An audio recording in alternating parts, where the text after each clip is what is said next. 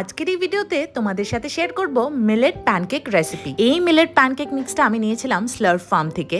আমি এই ব্র্যান্ডটাকে কিন্তু পার্সোনালি ভীষণ ট্রাস্ট করি when it comes to Drisha. Pancake মিক্সের সাথে 100 ml মিল্ক অ্যাড করে দিতে হবে, আর ততক্ষণ স্টার করতে হবে যতক্ষণ না লাম্পস চলে যায়। এটার সাথে এগসও অ্যাড করা যায়, কিন্তু দ্যাট ইজ কমপ্লিটলি অপশনাল। তারপর একটা প্যান গরম করে ঘি দিয়ে ভেজে নিতে হবে। আমি কিন্তু এই ব্যাটারটায় এগস অ্যাড করিনি, কারণ দৃশাকে তখনও আমরা এগস ইন্ট্রোডিউস করাইনি। বাট যেটা আমি রিয়েলাইজ করলাম, এগস অ্যাড করলে কিন্তু জিনিসটা একটু ফ্লাফিয়ার হয়। এটাতে কিন্তু সুগার কন্টেন্ট একদমই লো, তো তাই আমি একটু গুড়ের পাউডারও অ্যাড করে দিই মাঝে মাঝে।